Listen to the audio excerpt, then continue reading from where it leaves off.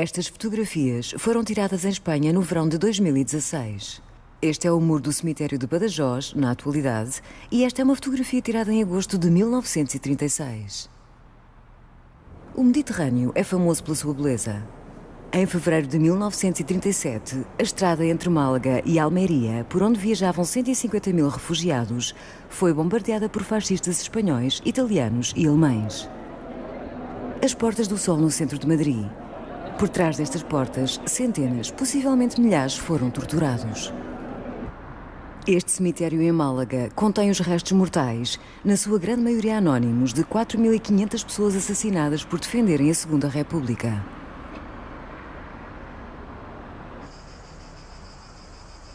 De 1940 até à sua morte tranquila em 1975, este palácio foi a residência do principal responsável pelo terror, Francisco Franco. Os seus aliados eram Hitler, Mussolini e Salazar. Os seus crimes continuam impunes. Até agora, estes locais têm-se mantido sinistramente silenciosos. Pela primeira vez, o sistema judicial começa a ouvir as vozes dos sobreviventes.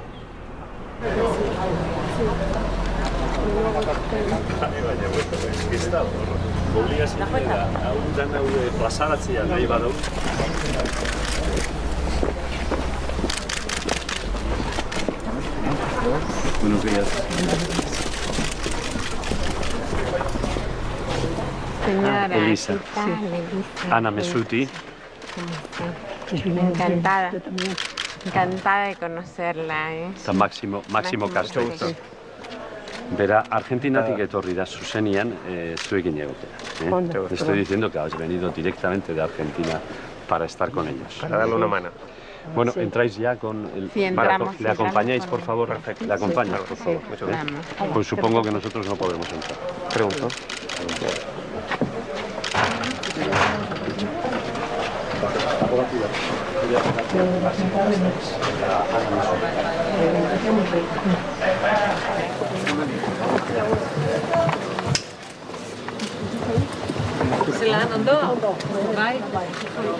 Lo único que me han preguntado es por qué me llevaron a Zamora, cuáles han sido los delitos que he cometido para que me llevaran a Zamora y cuántos tiempos hemos estado ya, más o menos. Y al recordar todo aquello, ¿qué ha sentido? Y hacerlo, declarar delante de una jueza, ¿qué ha sentido Una usted? alegría tremenda, porque por lo menos hay posibilidad, no llegaremos a Nuremberg, pero por lo menos hay una posibilidad de que se haga lo que hicieron con los nazis y hagan aquí con los franquistas.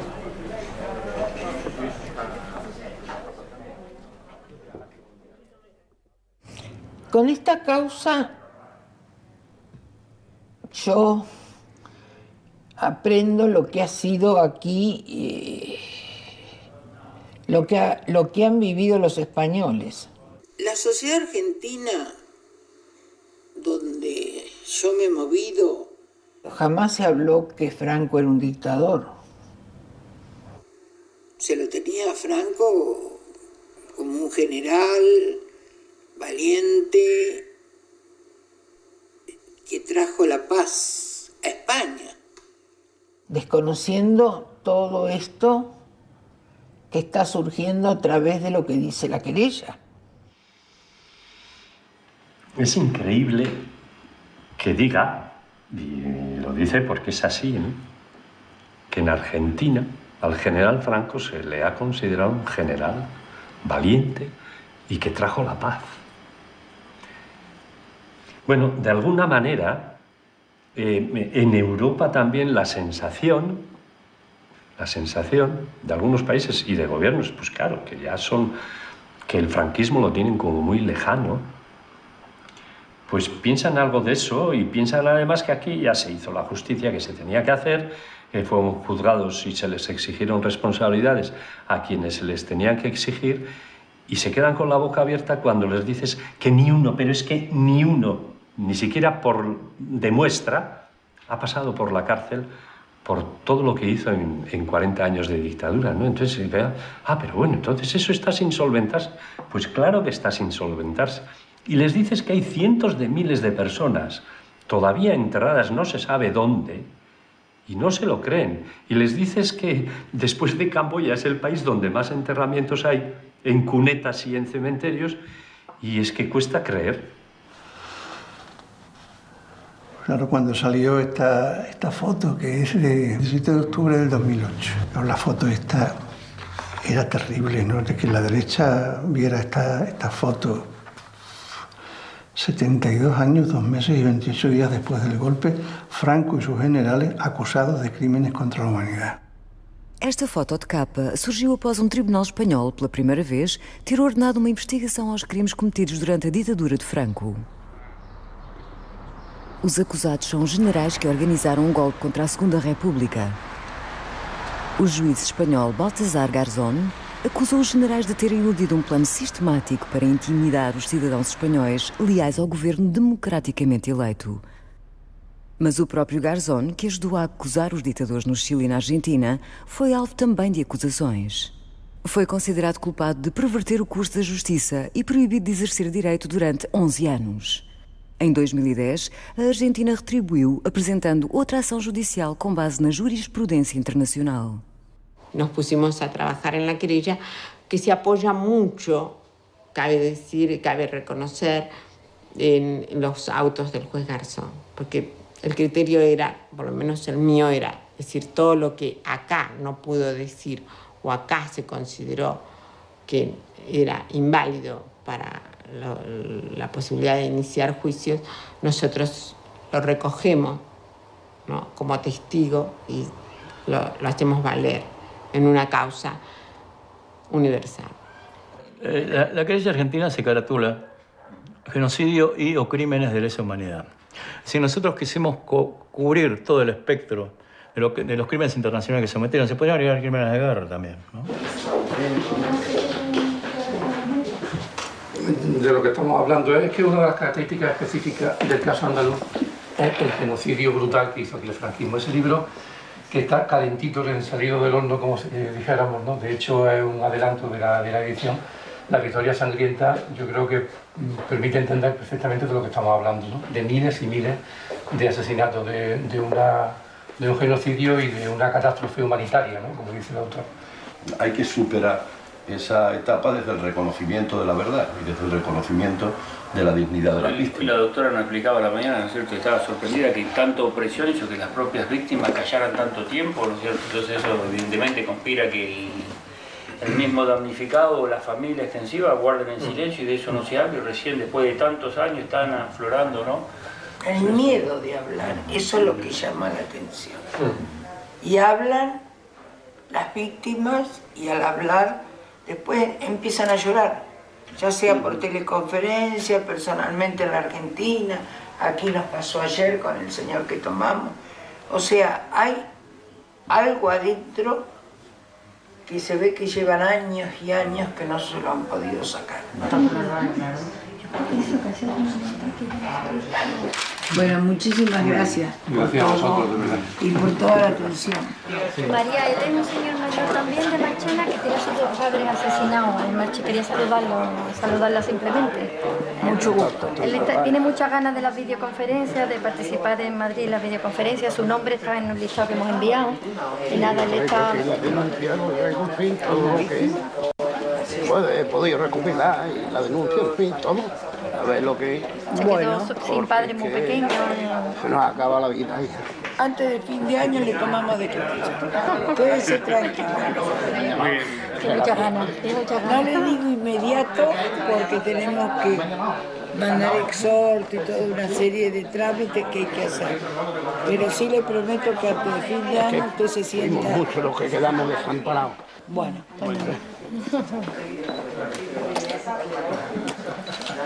Ya lo veo por internet, lo voy a ver. A través de internet usted me va a ver a mí, yo lo voy a ver a usted. Le llevamos a Madrid. Cuando los franquistas y sus secuaces dieron el golpe de Estado, tomando Marchena el día 20 de julio de 1936, según documentos aportados por el historiador don Francisco Javier Gavila, nuestro padre fue herido en una reyerta o emboscada por personas afines a los golpes de Estado. Fue llevado al hospital de Marchena e ingresado en dicho hospital, donde murió. Fue sacado de dicho hospital por unas puertas laterales y llevado al cementerio de dicha localidad y pasado a una fosa común, como si fuera un malvado. Al quedar viejo de nuestra madre le obligaron a ir a la sede de la Falange en Marchena, varios días o semanas, no se sabe muy bien con qué fin, según nuestro entorno familiar, para humillarla. Nos las arrebataron una madrugada que estábamos con ella para no verla más. Especialmente injusto para el que suscribe, como para mi hermano, que en paz descanse y que hubiera dado la vida por hacer lo que yo estoy haciendo. Pedimos que se reconozcan los hechos y así poder hacer un poco de justicia y darle un sentido homenaje a su memoria.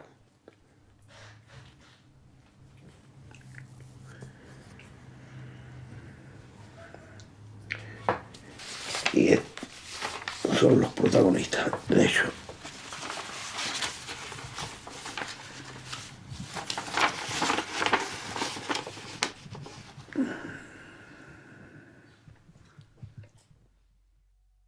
Os generais tinham aprendido tudo sobre matar na guerra colonial em Marrocos.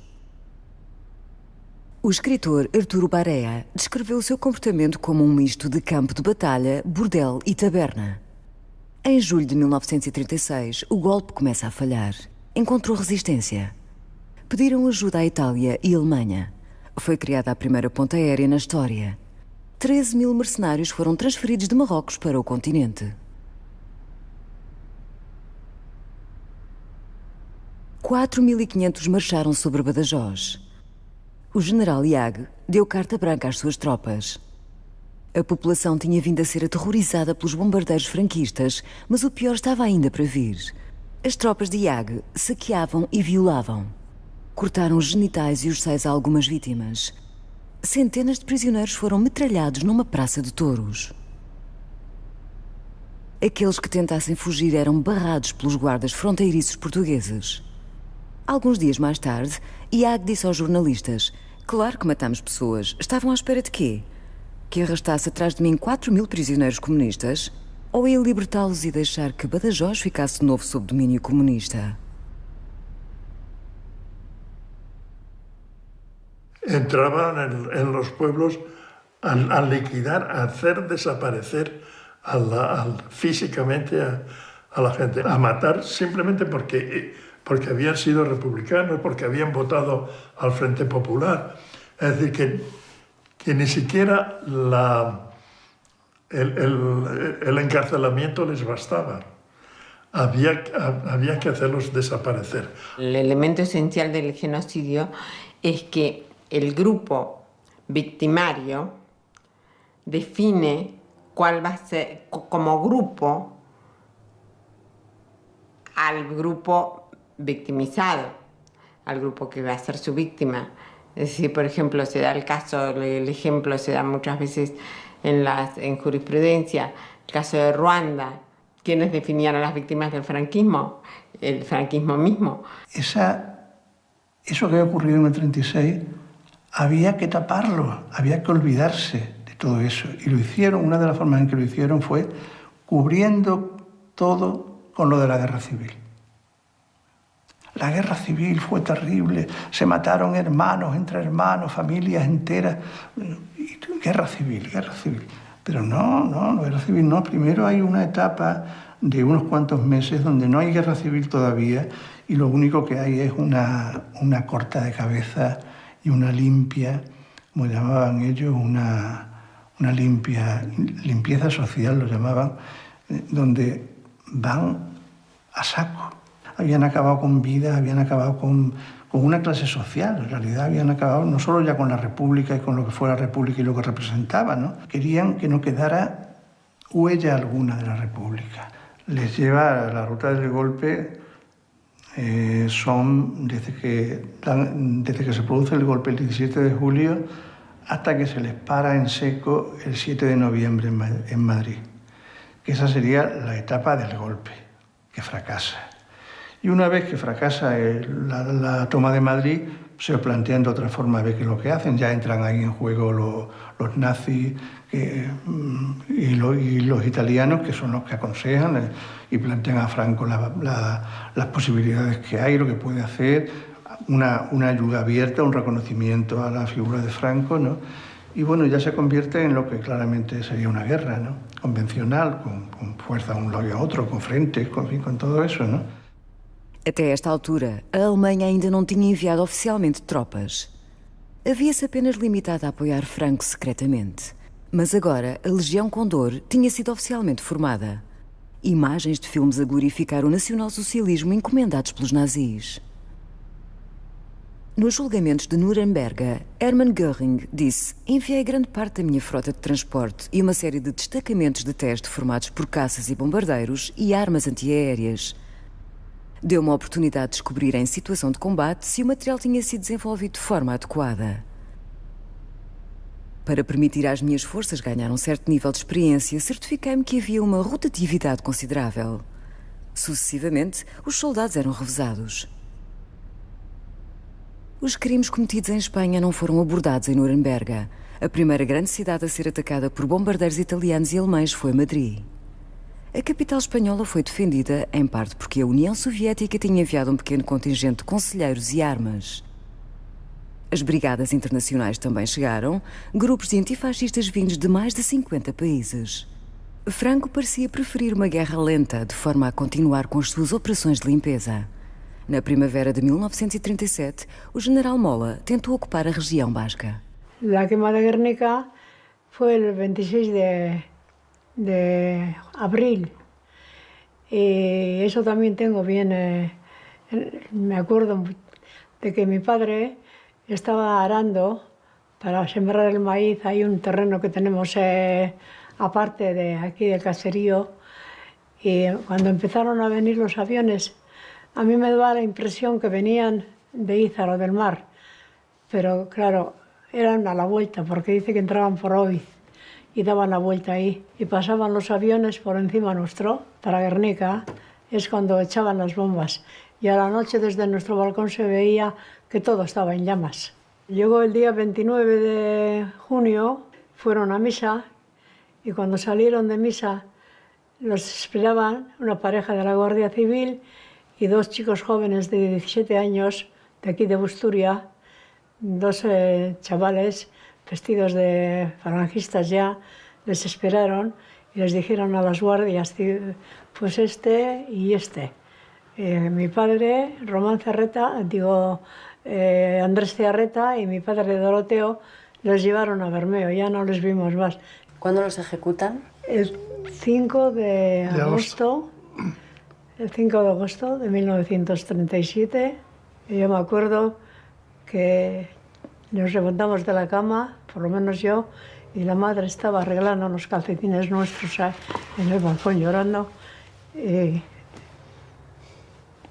ahí terminó. Doroteo Calzada, mi padre, Doroteo Calzada Ispitua, de 39 años, concejal. Bueno, este sí igual.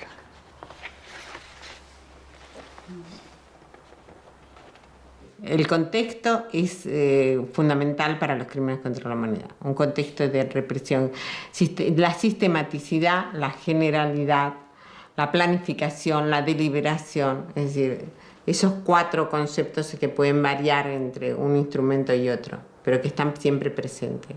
Es decir, hay muchos crímenes que se repiten. Hay una población civil indefensa, expuesta, no protegida, y hay un Estado cómplice o autor. A cruzada contra a República duraria mais 2 anos. A 1 de abril de 1939, os conspiradores declararam-se vencedores. Este filme de propaganda mostra os mercenários a serem desmobilizados. Foram atribuídas medalhas a soldados que haviam cometido crimes. Aqui, o novo líder, Francisco Franco, agradece aos mais de 20.000 soldados alemães. E aqui, Kay Podagliano, um pregador de ódio, dirige-se aos 80.000 soldados italianos. Os 30.000 membros da Legião Estrangeira e as forças coloniais marroquinas e as 8.000 tropas portuguesas também foram agraciados. foram organizadas recepções em Lisboa, em Roma e, claro, em Berlim, onde o Führer assistiu pessoalmente à inauguração da Avenida Espanhola em honra da Legião Condor. O filme em inglês que se segue foi usado como prova nos julgamentos de Nuremberg.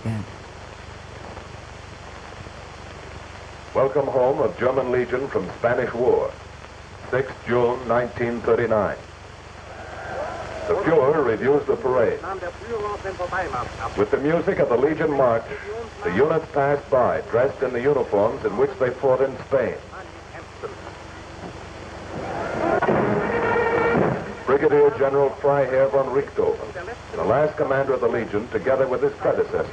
Generale der Flieger Perle und Volkmann.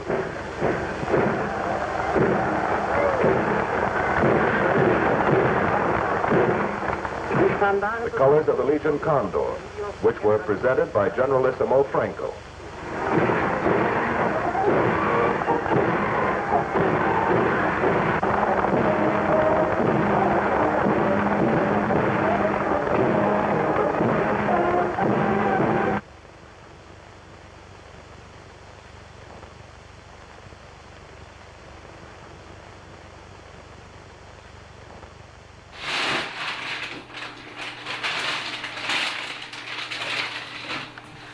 Tú, alemán, traduce.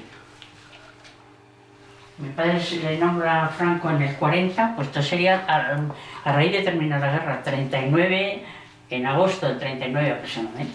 Antes de nombrarle, él ya sabía que le iban a nombrar ministro del aire, entonces se organiza, pero casi una cantidad de gente que fueron militares a Alemania, y hay muchas fotos de la época de Alemania, a conocer cómo era la aviación alemana, porque se sabía que en aquella época eran los que más sabían de...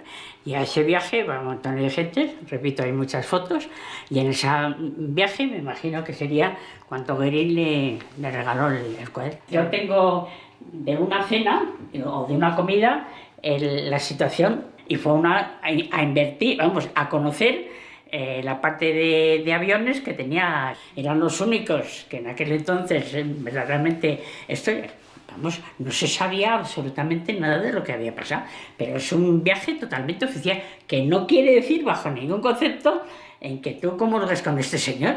Y iban en plan de ministro a ministro, que aún no era ministro, pero vamos, un viaje totalmente oficial. El tener una foto de Goering a mí ni me va ni me viene. A nuestro padre ni le va ni le viene. Es historia. Y como es historia hay que mantenerla, ni más ni menos. De plata.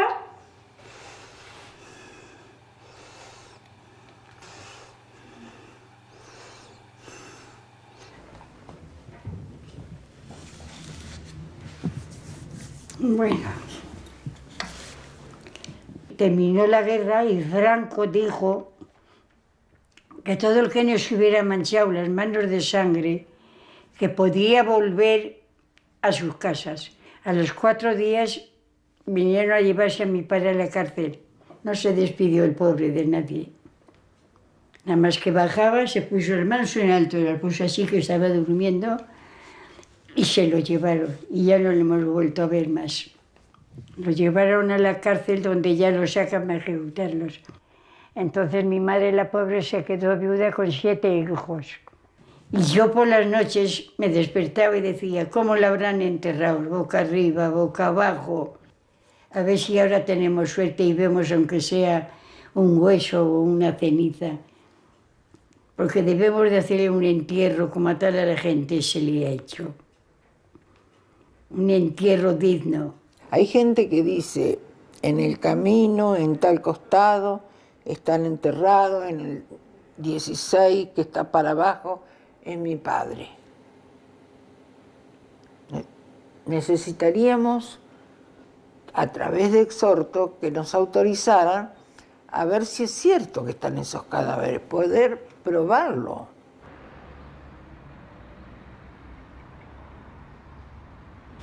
Mira, ya te estás poniendo el trono. Hombre, el trono a la reina. Es nuestra reina. ¿Qué tal? Soy Chema. ¿Cómo estás? ¿Qué tal? No sabes si ahí estamos. Bueno. Madre mía, pobrecito. ¿Qué piensas? Atención. Que pienso que el tiempo aquí que han estado los pobres, toda la vida aquí bajo tierra metidos. ¿Te ha acertado? Sí, vale. La particularidad del trabajo en Guadalajara es que parte de la justicia internacional, que le pide a España por primera vez que se exhumen los restos de una persona en concreto que está enterrada en el cementerio de Guadalajara. Las muestras de ADN fueron enviadas a Argentina y allí siguen. A día de hoy estamos esperando los resultados, que debería ser inminente conocer cuál de todas esas víctimas era Timoteo Mendieta.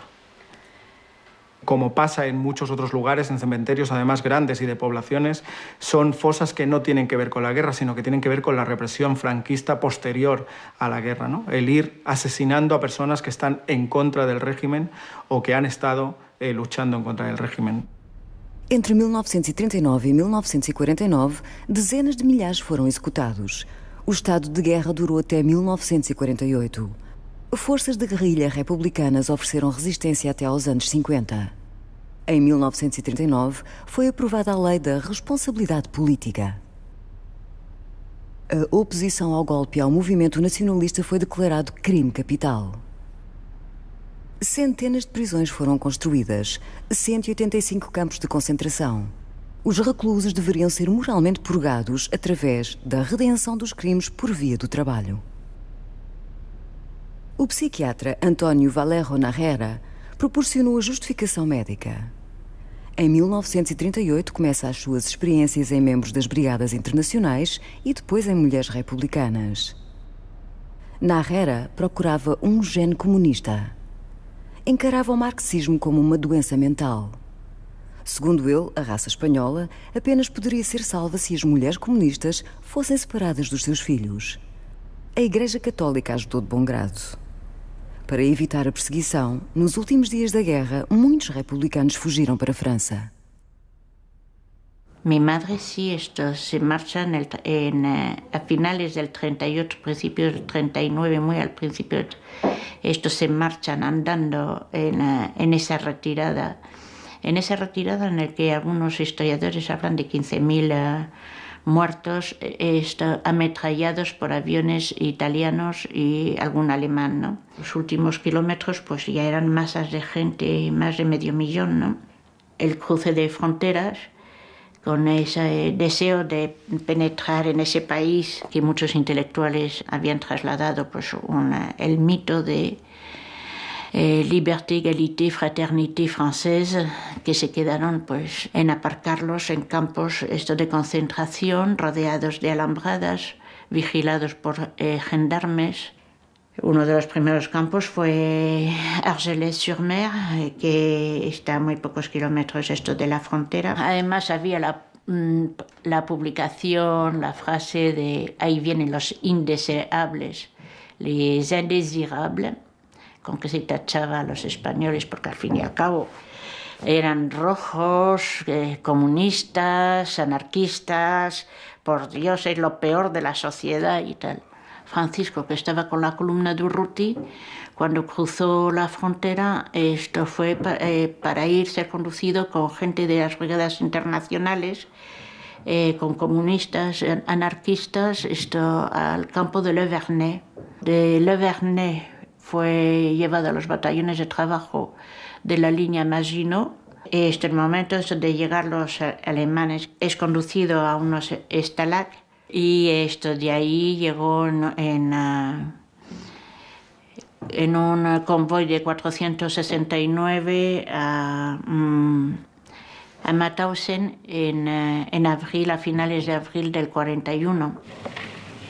There is no doubt that Mauthausen was the basis for long-term planning. It was constructed as a gigantic stone fortress on top of a mountain flanked by small barracks. It was conducted with the sole purpose in mind of exterminating any so-called prisoner who entered within its walls. Pues esto es la primera orden donde explícitamente aparece que digamos, el destino que se reserva para los que se llaman aquí combatientes de la España Roja. No cabe duda de que el gobierno de Franco sabe que hay españoles en Mauthausen, pero parece que esto no merece que nadie, por parte de las autoridades españolas, se interese por ellos. Hay una carencia total de ninguna acción de protección hacia pues, más de 7.200 españoles, que son víctimas del régimen, por llamarlo de alguna manera, que reina en aquel periodo en Mauthausen y en sus subcampos, en Gusen, y que llaman ahí exterminio por el trabajo. Y esto viene a ser lo que lleva a que 2/3 partes de los españoles que hay en Mauthausen mueran. Boix forma parte del transporte más grande de españoles a Mauthausen, que tiene lugar pues, a finales de enero del 41, cuando llega él con otros 1.500 españoles. Él entra en Mauthausen y entonces empieza a trabajar y revela fotos. ¿Y qué clase de fotos revela? Él trabaja en el laboratorio y probablemente solo en el laboratorio. Las fotos fuera del laboratorio solo las hacían los SS. We have no accurate estimate of how many persons died in these concentration camps, and perhaps none can ever be made.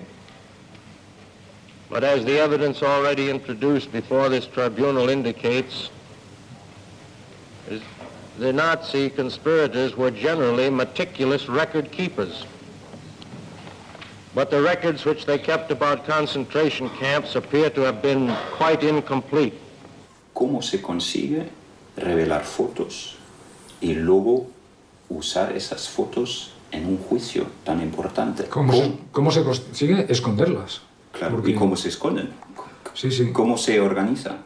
Pues sobre esto, en realidad, no contamos con mucho testimonio directo, es decir, de quién escondió las fotos y cómo las escondió. Porque digamos que el propio Boix muere en el año 51 y apenas dejó dicho pues algo. En Nuremberg prácticamente se enseñan las fotos y dice que sí, que las ha revelado él y que se hicieron en tal y cual circunstancia. Pues también dentro de este espacio, de este mundo de los SS, también aparece las visitas de algunos de los altos jefes de la SS o de los jefes nazis importantes de la región. Y aparecen acompañados también de Kaltenbrunner, que de los que aparecen aquí es el único que fue acusado en el proceso de Nuremberg. O principal promotor público francês em Nuremberg disse, como prova, quer apresentar o testemunho do Sr. Boix, que provará ao tribunal que Kaltenbrunner esteve em Mauthausen. Ele tem fotografias da visita. Demandez. Reconnaissez-vous parmi les accusés quelques-uns des visiteurs du camp de Mauthausen que vous avez vus lorsque vous y étiez interné? J'espère. The International Military Tribunal will now pronounce the sentences on the defendants convicted on this indictment. Ernst Kaltenbrunner, death by hanging. Albert Speer, 20 years imprisonment. Hermann Göring, death by hanging.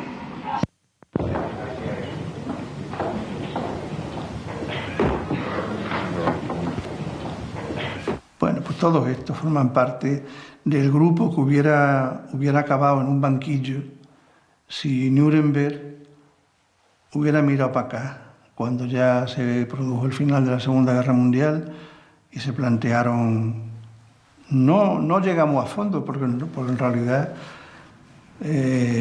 la depuración que se hace en la Alemania nazi a través de los juicios de unas épocas y de otras abarca muy poco, ¿no? En Italia no digamos, todavía menos, ¿no? Pero aquí en España es que se liberaron por completo, aquí no hubo nada, murieron tranquilamente todos ellos.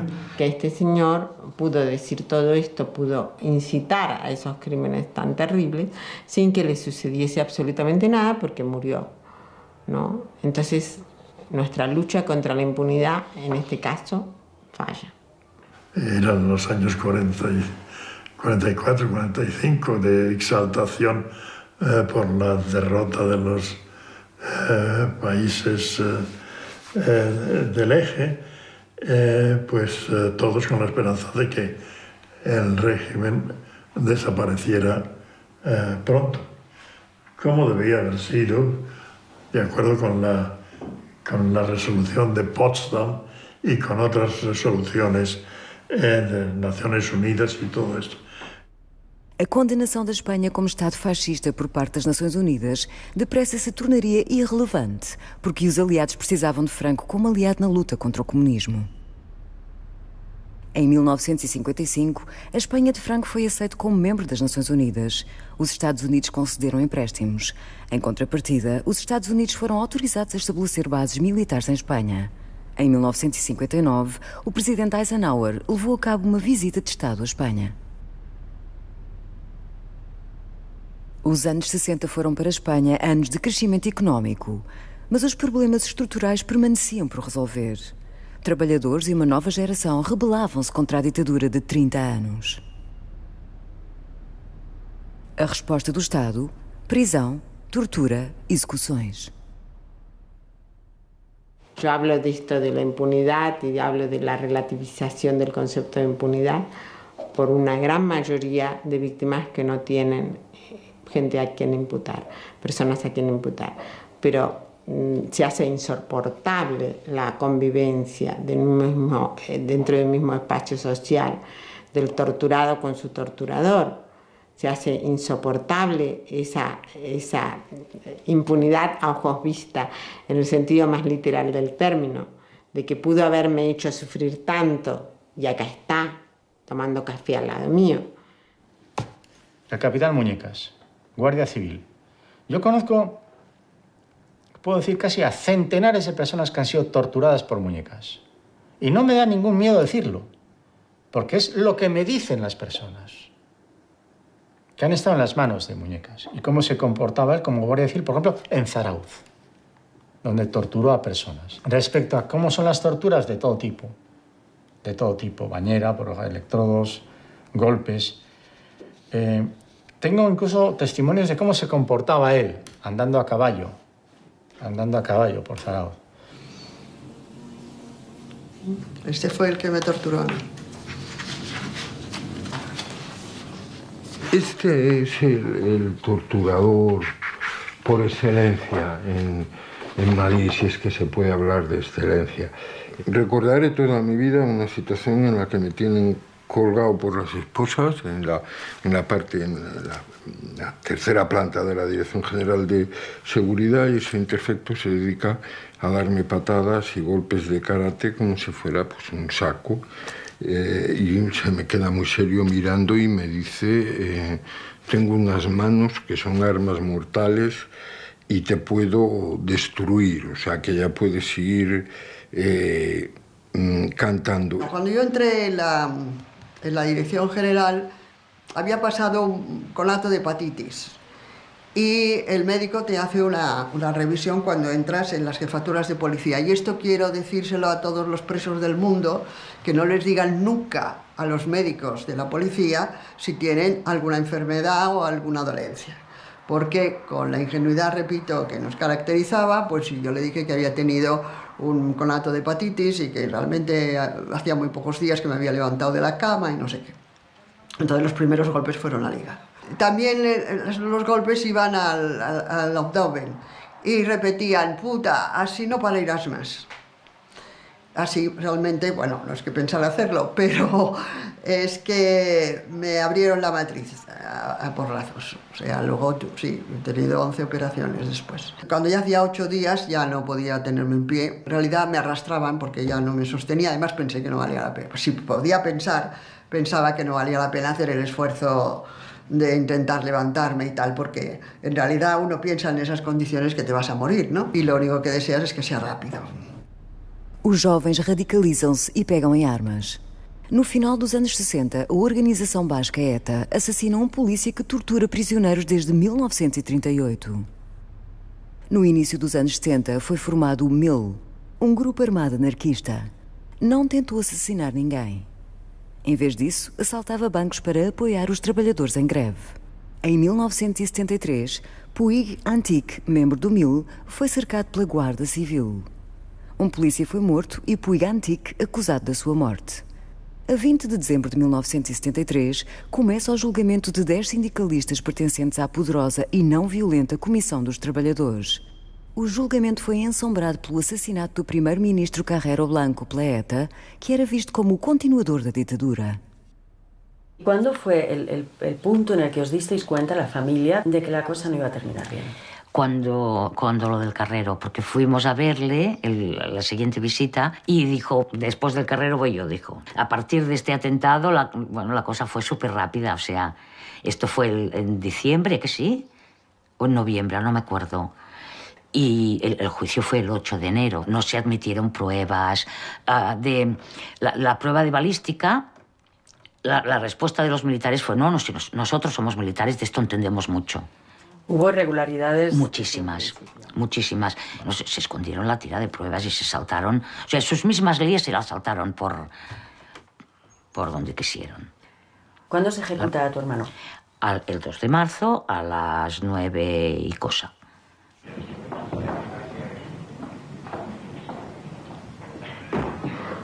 Que hay varios imputados por el caso de tu hermano. Ah, sí, bueno, los que quedan vivos del Consejo de Ministros. Uno suele decir que estarían muertos todos esta idea de que se está bueno, fíjate de que son muchos, son varios exministros, ¿no? José Utrera Molina, 1926. Falangista desde los 9 años, en 1949 fue nombrado subjefe del Movimiento Nacional en Málaga. Subsecretario del Ministerio de Trabajo del 69 al 73, ministro de Vivienda el 73 y ministro secretario general del Movimiento del 74 al 75. Fue nombrado caballero de honor de la Fundación Francisco Franco, junto al nieto del dictador chileno Augusto Pinochet. El 31 de octubre del 2014, María de Servina envía una orden de detención internacional contra él y otros 18 dirigentes de la dictadura franquista, solicitando su extradición para interrogarles. Se le imputa un delito de homicidio por haber convalidado con su firma la sentencia de muerte de Salvador Puig Antich. Mire, yo podría empezar diciendo que si vienen ustedes a preguntarme por esto, tal vez yo ni siquiera le recibiera, por una razón. Primero porque esto es una patraña oscura realizada por los miembros de la extrema izquierda, apoyada por gente como Garzón y tal, para tratar de enturbiar un periodo de vida española en la cual yo, pues en fin, pues intervine. Ustedes me preguntan por el tema de la señorita esta de jueza. Yo no tengo nada que ver con eso. Yo no he firmado nunca nada. Explíquenos. ¿Qué? Explíquenos cómo funcionaba. ¿Cómo funcionaba cuando había una sentencia a muerte? Bueno, eso funcionaba. Quien firmaba, en definitiva, la sentencia era el jefe del Estado. Y las propuestas pues se hacían posiblemente en el Consejo. Yo no me enteré de nada de eso, ni yo firmé nada, y si lo hubiera firmado, lo diría, porque en ese sentido tengo un sentido del deber. No era Franco el que firmaba la sentencia de muerte. La sentencia de muerte la firmaba un juez, un tribunal, era ratificada si había recursos por el Tribunal Supremo, y luego él tenía la potestad, y ellos tenían la potestad del Consejo de Ministros, de indultar o decir que se ejecute. Y de eso nos estamos acusando, decir que se ejecute. Pero él está firmando otra cosa. Él está afirmando que solamente el jefe del Estado, en este caso Franco, era el único que podía indultar. Eso no es así, porque entonces el papel de ellos hubiera sido inexistente. Ellos, cuando firmaban el enterado, Franco firmaba el enterado, y ellos firmaban el enterado. Enterado significaba hágase. ¿Pero de qué se le puede acusar entonces, si él hizo lo que en ese momento era la legalidad? Pues que la legalidad no actuó legalmente. O sea que tiene su parte de compromiso que no lo evite. Para toda persona que está imputada, declarar es una defensa, lo necesita hacer, necesita decir sus cosas, cómo él ve desde su punto de vista lo que para nosotros a lo mejor es delito o no. Pero si pudiera hablar con ella. No tengo que hablar con eso, porque me parece que eso es una patraña. Si hablar con ella le daba yo cacho. Y realmente yo no tengo por qué, porque es que no me encuentro implicado en nada. Eso le doy mi palabra de honor. Si me quiere usted creer, me cree. Si no, no me cree. ¿Qué supondría para la querella que efectivamente tomase declaración a estos imputados? Supondría la posibilidad de que si ella estima suficientemente fundado los crímenes que se les imputan, elevara la causa a juicio oral, a un tribunal oral. Pero el escucharlo no depende de mí, depende de las autoridades y de la justicia, de mi país y de las autoridades y la justicia de España. Pero en un posible juicio, igual ellos están en el banquillo y tú estás también en la misma sala. Bueno, pues cuando llegue ya nos lo plantearán bien. Hombre, mira, en un juicio estamos como de iguales, amparada por una, ¿no? por una sala que se pueda ejercer la ley o que es, bueno, que tengamos los mismos derechos, vaya. El gobierno, en relación con 4 causas instruidas por la jurisdicción militar por delito de terrorismo y de agresión a fuerza armada, ha tenido conocimiento de las correspondientes sentencias y se ha dado por enterado de la pena capital impuesta a Ángel Otaegui Echeverría, José Humberto Francisco Baena Alonso, Ramón García Sanz, José Luis Sánchez Bravo Soyas y Juan Paredes Manotas.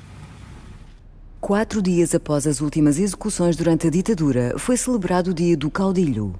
Foi a última aparição de Franco como general golpista. A seu lado, o príncipe Juan Carlos, que o próprio Franco havia nomeado como seu sucessor em 1969. Franco morreu a 20 de novembro de 1975. A transição da ditadura para a democracia foi difícil. Houve manifestações e greves. A violência vinha da polícia franquista. Ataques de grupos de direita e esquerda evocavam o fantasma de uma nova guerra. Mas a pressão dos pacifistas permitiu que a democratização prevalecesse. As forças liberais resultantes do sistema franquista e a outrora banida oposição acordaram numa monarquia como uma democracia civil. A 15 de junho de 1977, tiveram lugar as primeiras eleições livres desde 1936. O ex-franquista liberal Adolfo Soares saiu vencedor. As manifestações da oposição exigiam 3 condições para uma democracia genuína: unidade, autonomia y una amnistía para los prisioneros políticos. Yo creo que esa movilización hizo posible, es decir, la ley de amnistía del año 77, por la que otros compañeros y yo salimos definitivamente de la cárcel en noviembre del 77. Era el cúmulo, la consecución de una exigencia de miles de manifestantes y por la que murió mucha gente en aquellos sitios. Pero nos colaron un artículo en el que decían que por otra parte pues también los responsables de la dictadura quedaban amnistiados, es decir, de cualquier desmano, de cualquier cosa que hubieran hecho con intencionalidad política. Escarcelaban a unos 200 o 300 presos y a cambio, por el artículo 2 de la ley de amnistía en sus puntos E y F, amnistían 40 años de dictadura y 3 años de un golpe militar y una posterior guerra, con cientos de miles de muertos. A fecha de hoy, desgraciadamente casi a los 40 años de esa amnistía del año 77, empiezan a darse cuenta que fue toda una mentira, que foi uma transição nada exemplar. Uma das, pelo menos, 3 tentativas de golpe de Estado levadas a cabo nos anos 80 mostram quão difícil e incompleta foi essa transição. A 23 de fevereiro de 1981, conspiradores sob o comando do tenente-coronel António Terrero ocuparam o Congresso Espanhol. Entre eles estava Jesús Muñecas. Jesús Muñecas acaba de ser denunciado por 6 querellantes más de la zona de Tolosa, de aquí, del País Vasco. En el año 76, este era dueño y señor en el cuartel de Tolosa, de la Guardia Civil, y hizo lo que quiso. Em 2013, com base no mandato de captura internacional, Jesús Muñecas foi intimado a comparecer perante o Supremo Tribunal Espanhol. Rejeitou todas as alegações de ter usado tortura. Os juízes recusaram-se a deportá-lo para a Argentina, afirmando que os crimes não foram sistemáticos e que já tinham prescrito. Foram apresentados requerimentos para que mais 20 acusados fossem deportados, mas o governo espanhol seguiu a argumentação dos juízes. Aludindo à lei da amnistia de 1977, os pedidos de deportação foram rejeitados. Em 2016, a Procuradoria Pública Espanhola evitou que os suspeitos fossem interrogados em Espanha e, mencionando o caso Garzón, acusaram Maria Servini de ter interesses além dos meramente judiciais. Até hoje, Maria Servini não conseguiu interrogar nenhum dos acusados. Espanha tem uma conduta autista, un fenómeno psicológico del autismo, con respecto al derecho penal internacional, el derecho de los derechos humanos. Tenemos que tener esperanza. Es un país que todavía tiene una gran cantidad de población que está muy dolorida. Algo se conseguirá, que dé un cierre, pero desde este momento ya la causa es una causa de lesa humanidad, ya han declarado por la causa de lesa humanidad, por eso decimos, cada uno de estos pasos es el hacer justicia. Se va haciendo justicia al andar, como dicen. Pero yo creo que acá siempre va a haber un camino. Hay que buscarle la vuelta.